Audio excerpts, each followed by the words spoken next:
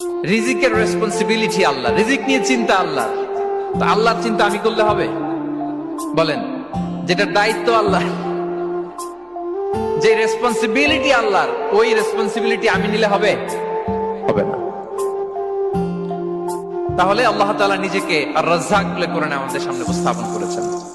রাজ্জাকের তিনটা বৈশিষ্ট্য আছে, যেই সত্তার মধ্যে তিনটা বৈশিষ্ট্য খুঁজে পাওয়া যায় তিনি হচ্ছেন আর রাজ্জাক, the provider, the sustainer.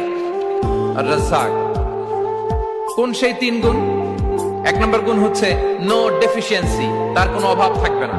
who continuously provides sustenance to his creatures, যে লাগাতার নিয়মিত প্রতিনিয়ত তার সৃষ্টিকে রিজিক দেন এবং গোটা বিশ্বকে রিজিক সরবরাহ করতে যে তার ধনভাণ্ডারের 1 ইঞ্চিও কমে না। সুবহানাল্লাহ বিহামদি।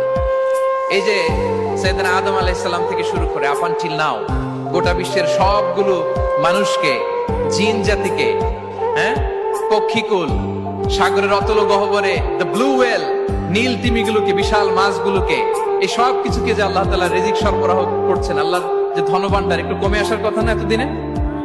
কি বলেন? এত হাজার হাজার বছর রিজিক দেওয়ার পরেও তার ধনভাণ্ডার কমে নাই? না। আল্লাহ বলে তোমাদের যার যা লাগবে, যার যা চাহিদা, যার যেটা দরকার সবও যদি দিয়ে দেয়, আমি আল্লাহর ধনভাণ্ডারের 1 ইঞ্চিও কমবে না। আর Razzak, যুল কুওয়াতিল মাতিন, the provider, the sustainer,